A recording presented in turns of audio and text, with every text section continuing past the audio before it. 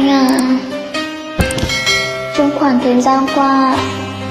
chúng ta đã quá lãng phí đúng không? Em biết rằng chúng ta đã gặp nhau là một điều rất may mắn, nhưng để đến được với nhau đó là một điều rất khó. Nhưng dù sao, em cũng rất cảm ơn đã được gặp anh và đã được yêu anh, dù đó là một khoảng thời gian không được dài. Nhưng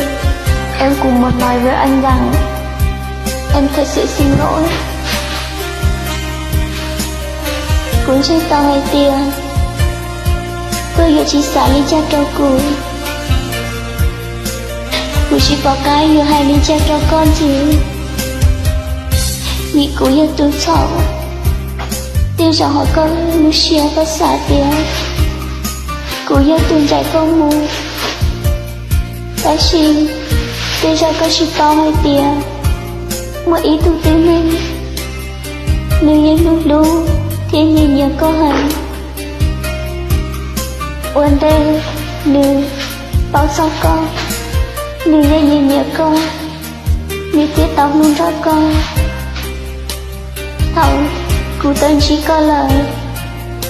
cụ chưa ra sẵn cho cô nhau ở kia một ta lịch sử thời gian ta có ý xa cụ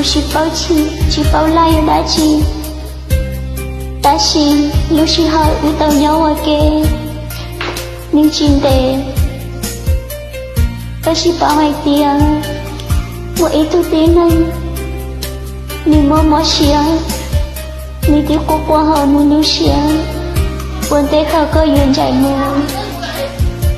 thằng đời của sáng hết cho có bao hai tiền của chỉ sắp của con chạy mù vì cho kho cuốn chạy cha ứng chạy mù lời như chỉ một ý ngữ như tao xin gì ta xin có của sáng nếu như chỉ dùa kế vì cho khó ưu xin chạy lớn